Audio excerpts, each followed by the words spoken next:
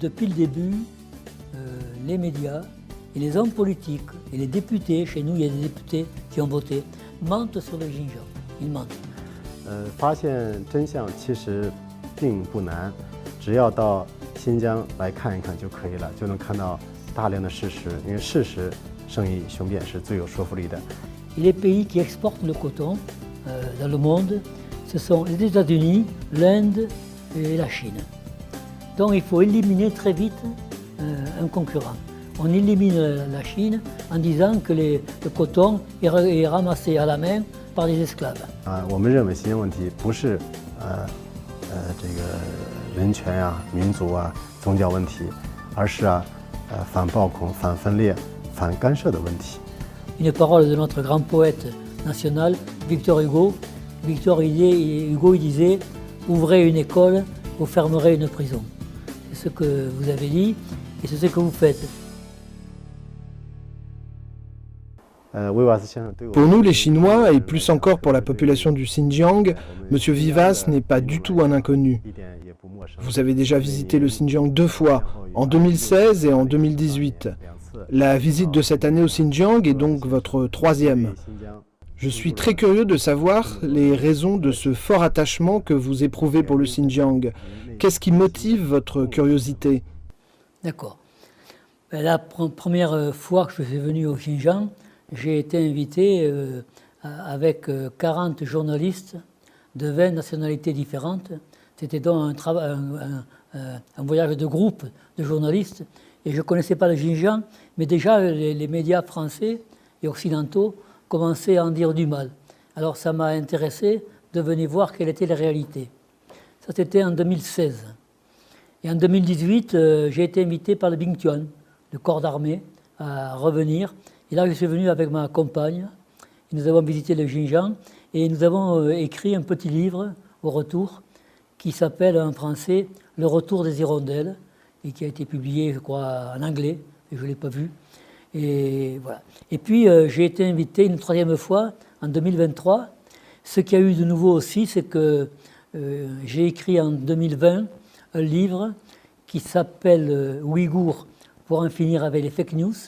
Et là, il s'est passé un phénomène que je n'avais pas prévu, c'est que l'ensemble des médias français, l'ensemble, tous, sont tombés dessus avec une violence assez rare et avec beaucoup de mensonges et de menaces.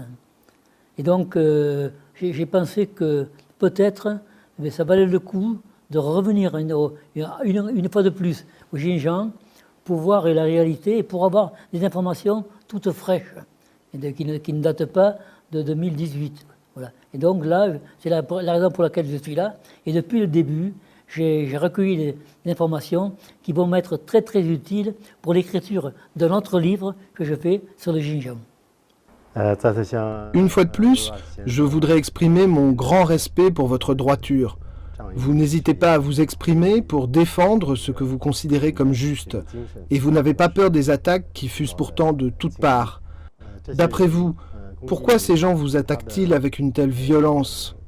Alors, avec Émeric Bonville, qui est ici dans la délégation, et que tout à l'heure on va entendre, là, et qui est mon éditeur, on a fait un livre pour répondre à cette enquête très dangereuse. Et ce livre s'appelle les divagations des anti-chinois en France. Ce serait intéressant que les Chinois le connaissent.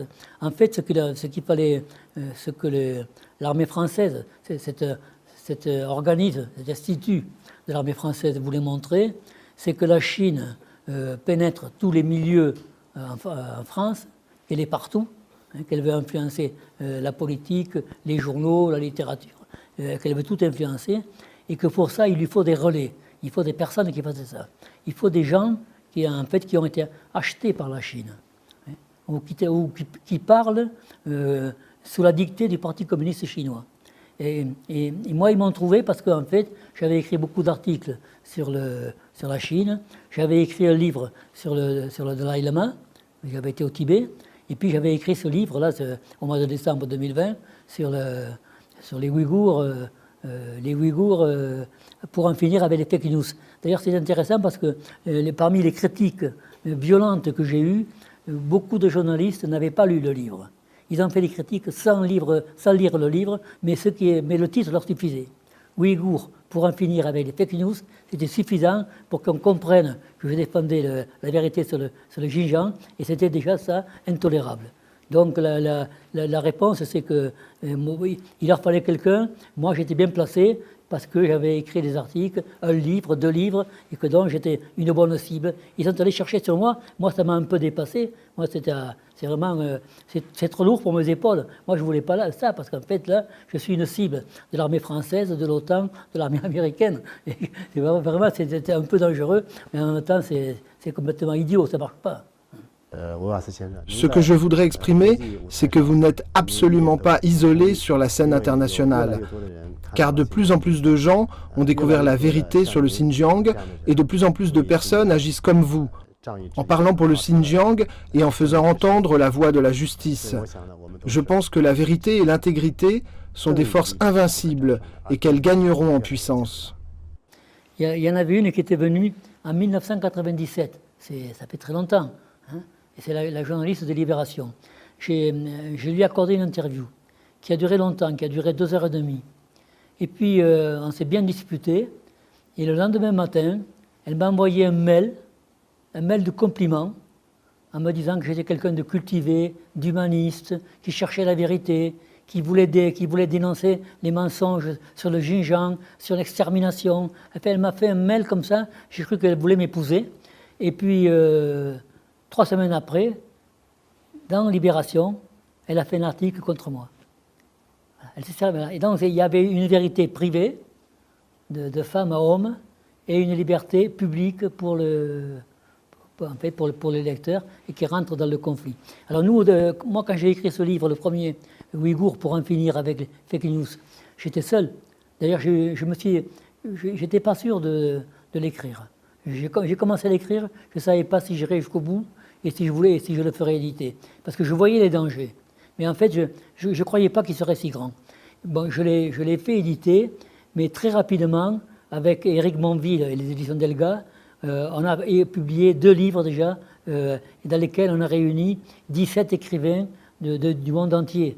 Donc du coup, il y a beaucoup de monde autour de moi, je ne suis pas seul du tout, et ça va continuer comme ça. Et Éric Monville a bien compris, ce qu'est la politique internationale, et là, il a bien compris le Xinjiang, il l'a découvert, et il est très, très surpris. En fait, il a été très surpris, peut-être que tout à l'heure, il vous le dira. Voilà, je ne sais plus quelle était la question, mais c'est la réponse.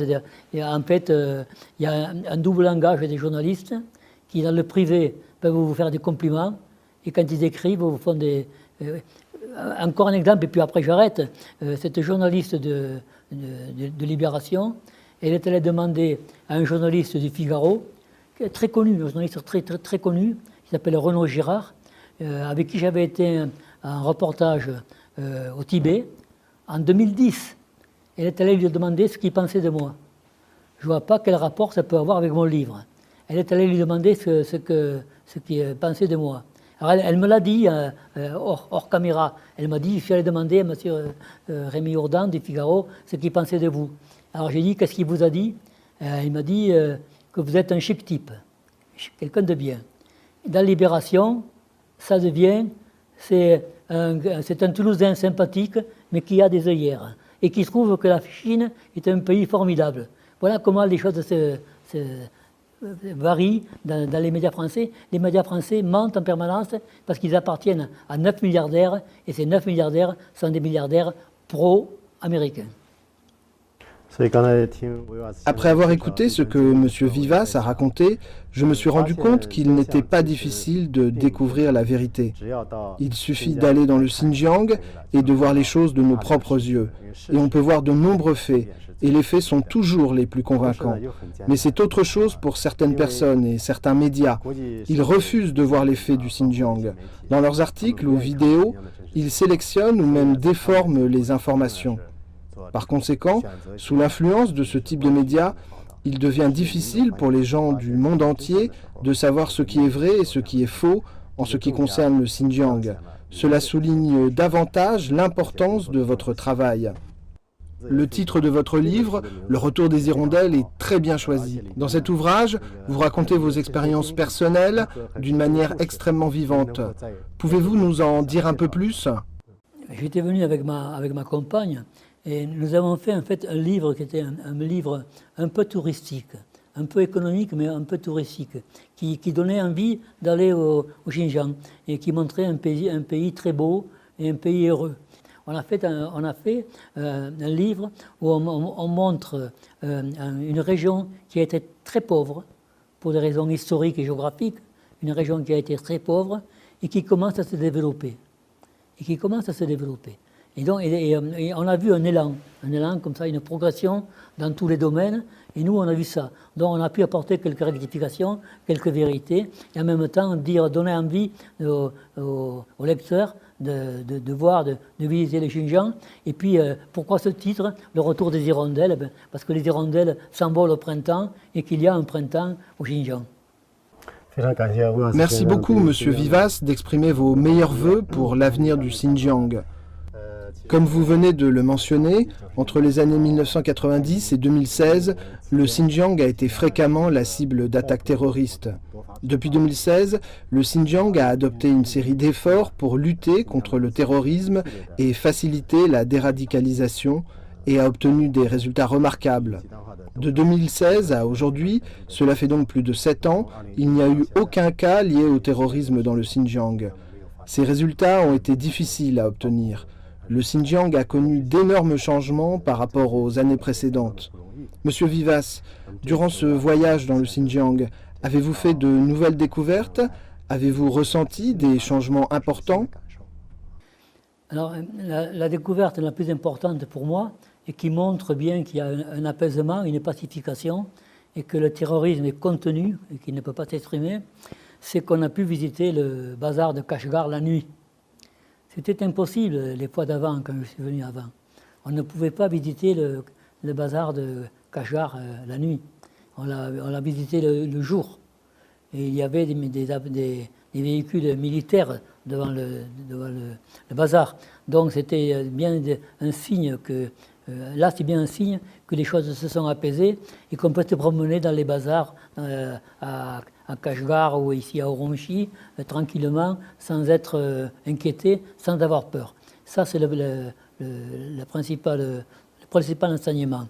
L'autre enseignement, c'est qu'en France, on appelle les centres de rééducation ou d'information ou de formation, on les appelle des camps de concentration. Et parce qu'en Europe, un camp de concentration, c'est un camp de concentration des nazis. Dans les camps de concentration, il y a des millions d'Européens, de Français, notamment, qui sont morts brûlés dans des fours crématoires ou qui sont morts gazés avec des gaz. Voilà. Et là, il y a eu un génocide. Notamment, il y a eu un génocide juif. Il y a 6 millions de juifs qui sont morts dans ces camps de concentration. Alors en France, on dit camp de concentration pour désigner les centres dans lesquels vous voulez donner à la population ouïghour une formation professionnelle, l'apprentissage de la langue et aussi l'apprentissage de ce qu'est la République chinoise, les lois de la République, comment ça fonctionne, la Constitution. Alors on appelle ça des camps de concentration. Et justement, nous, on a eu la chance d'en visiter un qui est devenu une école. Ils ont été fermés, ils ont tous été fermés, il n'y en a plus. Maintenant, ce sont des écoles. Alors ça nous a beaucoup intéressés. Ce qui nous a aussi intéressés, c'est le fait que les gens parlent ouïghour. Voilà. Et même d'ailleurs, l'imam de la mosquée de Kashgar ne parle pas le mandarin. Il fallait un interprète pour nous parler. J'ai trouvé ça un peu drôle. Voilà. Et donc, moi, en 2016, j'ai visité une usine de textile, et puis j'ai posé une question à un jeune garçon. C'était surtout des femmes qui travaillaient dans les usines de textile, sur des machines à coudre. Là, il y avait un garçon, qui avait peut-être 25 ans. J'ai voulu lui poser une question, mon interprète a posé la question en mandarin, il ne comprenait pas le mandarin. Il travaillait dans une usine, il avait 25 ans, il ne comprenait que le ouïghour. Alors quand même, c'est pas normal. En France, jusque dans les années 1500, on parlait 40 langues différentes. Et puis il y a eu un arrêté du roi François Ier qui a dit non, on va parler qu'une langue. Et cette langue-là, c'était la langue d'Oï, qui est devenue qu'on appelle maintenant le français. Et dans tout le pays, on va parler cette langue-là. Et ça s'est fait par la violence. La France a imposé le français en interdisant les autres langues.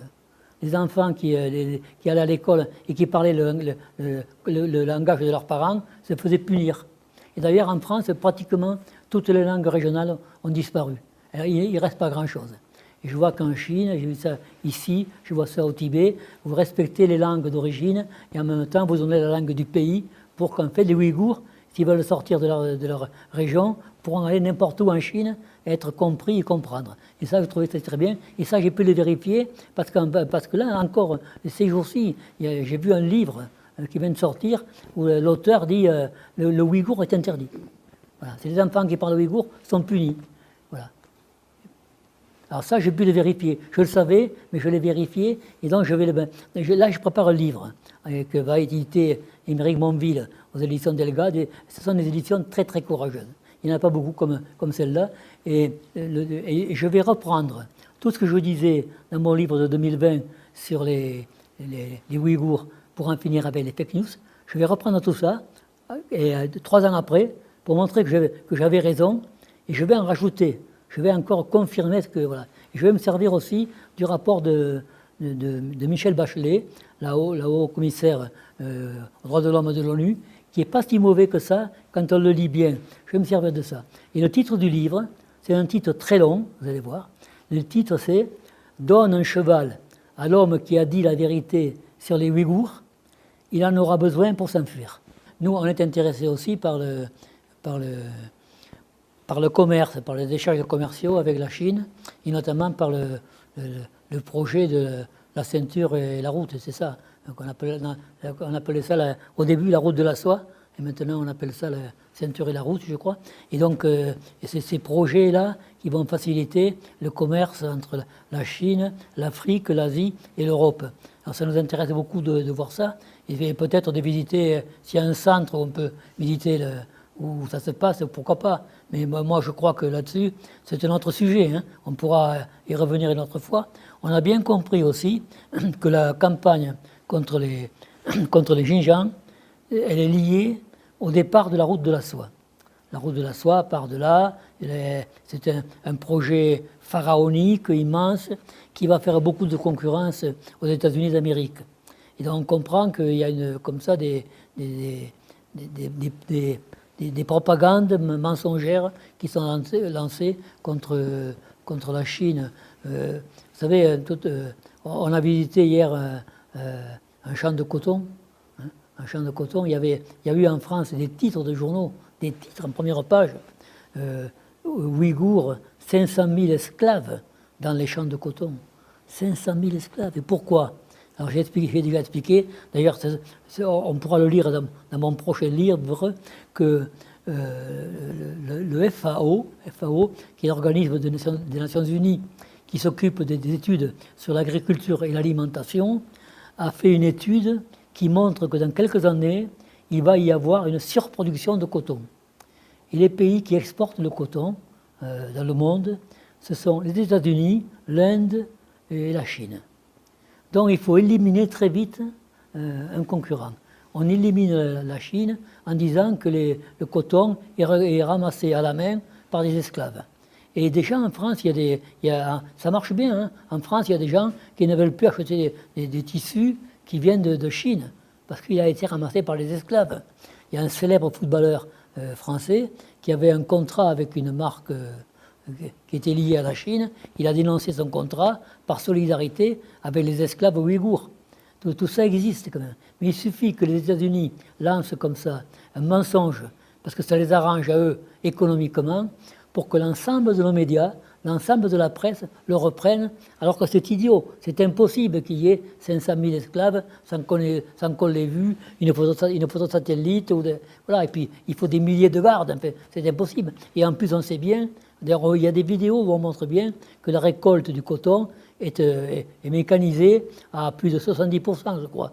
Non, il n'y a pas de... Voilà. Et donc, il suffit qu'on lance un mensonge à partir des États-Unis, et ça arrive. Les États-Unis lancent un mensonge en disant qu'il y a un génocide au Xinjiang, et ça arrive chez nous. Les camps de concentration, et ça arrive chez nous. Et les médias le répètent. Les médias le répètent. Mais moi, je suis un spécialiste des médias, et je suis un peu un spécialiste des mensonges des médias. Mais mes confrères Jean Pigouret et Monville sont plus des économistes. Mais moi, c'est pas ça. Mais sur les mensonges des médias, je suis assez pointu. J'apprécie vraiment votre point de vue. Cette année marque le 10e anniversaire de l'initiative La ceinture et la route, avancée par le président Xi Jinping. Le Xinjiang est un point de passage obligé et un hub important sur l'ancienne route de la soie. On peut même dire qu'il constitue aujourd'hui la zone centrale de la ceinture économique de la route de la soie. En même temps, le Xinjiang est également à l'avant-poste de l'ouverture de la Chine vers l'ouest. Il est une plaque tournante dans le corridor Asie-Europe et représente donc un atout géographique très important. L'essentiel de mon troisième livre, c'est de montrer que depuis le début, les médias et les hommes politiques et les députés, chez nous il y a des députés qui ont voté, mentent sur le Xinjiang. Ils mentent. Mon but c'est de le démontrer. Il ne suffit pas de le dire, il faut en faire la démonstration précise. Et puis le livre va servir aussi à dire pourquoi il y a une campagne comme ça sur le Xinjiang, comme il y en a eu une qui est maintenant moins virulente sur le Tibet. Pourquoi? Et chaque fois on se rend compte que la vraie raison, c'est qu'il y a la crainte justifiée, à mon avis, des États-Unis d'être dépassés par la Chine. Et donc de ne plus être les maîtres du monde. Ils sont les maîtres du monde aujourd'hui. Ils peuvent faire la guerre n'importe où, ils la font. Ils peuvent détruire un pays s'ils le veulent. Ils ont dit que Saddam Hussein avait des armes de destruction massive. Colin Powell, secrétaire d'État américain, a montré une petite fiole à l'ONU en montrant qu'il y avait là-dedans de quoi faire beaucoup de mal aux États-Unis et au reste du monde. Donc, et puis à partir de là, ils ont détruit l'Irak. Et ce qui s'est passé, c'est que avant de mourir, Colin Powell, l'ancien secrétaire d'État, donc, a écrit un livre dans lequel il a dit que c'était pas vrai, et qu'il avait été manipulé par la CIA, et que cette fiole, quand il a montré ça à l'ONU, c'était pour lui une tâche sur sa carrière. D'accord, c'est bien. Seulement, ils ont tué des centaines de milliers d'Irakiens. Et la raison pour laquelle il y a une campagne contre la Chine, c'est ça. C'est parce qu'en fait, ils craignent que d'autres puissances arrivent et les empêchent de faire ce qu'ils veulent. Ça commence déjà. On voit bien qu'en Afrique, la France recule et que les Américains n'arrivent pas à s'installer. On voit bien qu'en Ukraine, ils ne vont pas gagner la guerre. Donc tout ça, ils font tout ce qu'ils peuvent pour essayer. C'est leur obsession. L'objectif numéro 1 des États-Unis, c'est de rester les premiers. Rester les premiers avec leur armée.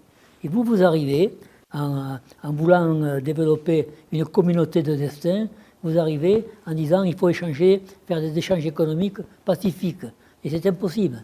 Les Américains, c'est un peuple qui s'est fait sur la guerre. Ils ont tué tous les habitants en Amérique, tous les Indiens. Ils ont fait le plus grand génocide de l'histoire.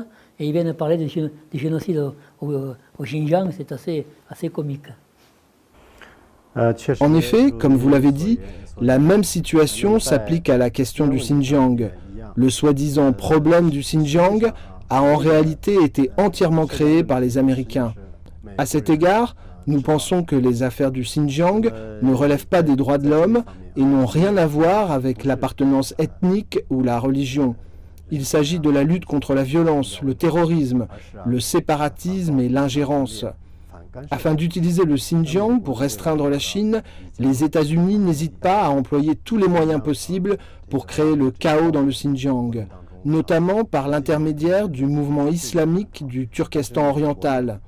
Ce mouvement est derrière de nombreuses activités terroristes. Pourtant, les États-Unis l'ont beaucoup soutenu et ne le considèrent plus comme une organisation terroriste. Il s'agit là d'une manifestation flagrante du soutien des États-Unis au terrorisme. Ensuite, sur la manière dont vous luttez contre le terrorisme, moi j'ai étudié la manière dont la France l'a fait, parce que nous aussi nous avons eu des séparatistes, c'était l'Algérie. Nous avons eu des séparatistes, c'est le Pays Basque. Nous avons eu des séparatistes, c'était la Nouvelle-Calédonie. On a tué autant de monde qu'on pouvait tuer. On a tué 200 000 en Algérie, en Nouvelle-Calédonie. On a exécuté tous les Kanaks qui étaient dans une grotte et ils s'étaient rendus. On les a exécutés au Pays Basque, sur le territoire français, dans l'Hexagone. On a créé un organisme policier officieux pour tuer des Basques dans la rue. Et donc, ce que vous faites n'est pas très violent. Simplement, vous avez une lutte dure, sévère, impitoyable, mais dans le cadre de votre loi.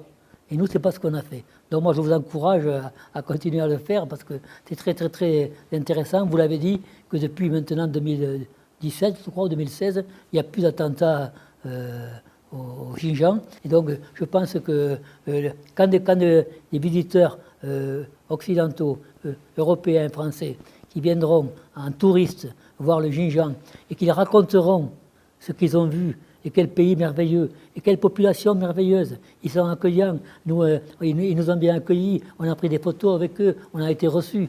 Donc je pense que ça sera pour vous, ça permettra d'accélérer encore cette lutte que vous menez de manière, à mon avis, exemplaire. Très très bien. Vous venez de mentionner que dans certains autres pays, les criminels sont condamnés, voire exécutés sommairement, mais au Xinjiang, nous avons adopté une approche pragmatique. Premièrement, nous menons la lutte contre le terrorisme et la déradicalisation conformément à la loi. Nous punissons sévèrement les personnes qui ont commis des crimes particulièrement horribles et des violences graves en vertu de la loi. En même temps, nous prenons des mesures pour éduquer les personnes radicalisées mais qui ont commis des délits moins importants, pour qu'elles en finissent avec les idées extrémistes. Nous espérons également faire connaître au reste du monde, avec votre aide, les procédés que nous avons utilisés au Xinjiang. Nous pensons que si une école de plus est ouverte, cela nécessitera une prison en moins à construire, et que si une personne de plus est éduquée et transformée, cela fera un criminel en moins. Nous considérons que la transformation par l'éducation et la prévention des crimes sont des procédés plus utiles. J'ai écrit ce que vous venez de dire et que chez nous on connaît, c'est une parole de notre grand poète national, Victor Hugo. Victor Hugo il disait « Ouvrez une école, vous fermerez une prison ». C'est ce que vous avez dit et c'est ce que vous faites. Vous ouvrez des écoles pour que parce que les gens mieux éduqués sont moins violents, toujours. Et puis, s'ils sont mieux éduqués, ils ont un avenir qui peut être meilleur et ils le savent. Donc si on veut éradiquer le terrorisme, c'est un bon moyen aussi d'éduquer les gens. C'est un moyen aussi de leur donner une formation. L'autre moyen, c'est que vous le faites aussi, c'est de leur donner une instruction sur ce qu'est la Chine, la Constitution, la République chinoise. Mais tout ça, vous le faites. Et je pense que ça... Et puis ensuite, il y a d'autres méthodes qui est une surveillance par tous les moyens de ceux qui risquent d'être des terroristes. Et ça, vous le faites. J'ai vu que vous avez une série de recommandations. Il y en a une quinzaine qui déplaisent beaucoup à la presse en France et que moi, je trouve très, très justes. Et nous avons aussi appliqué des recommandations chez nous et des mesures beaucoup plus sévères que les vôtres. Je voudrais remercier M. Vivas. Tout d'abord, je voulais vous dire que nous aimerions beaucoup vous inviter à nouveau à visiter le Xinjiang, parce que le Xinjiang est comme un livre épais. Il faut y passer beaucoup de temps pour s'en imprégner et le comprendre. M. Vivas a déjà une connaissance très approfondie du Xinjiang, mais j'ai l'impression qu'il existe de nombreux endroits qu'il n'a pas encore eu l'occasion de visiter. Durant le présent voyage, vous avez visité Urumqi, Kashgar, Shoreze, mais le Xinjiang compte aussi des lieux comme Turpan, Tachang, Rami. Ce sont des endroits magnifiques. Nous espérons que M. Vivas reviendra dans un avenir proche afin d'explorer d'autres aspects du Xinjiang. Oui, mais bien sûr.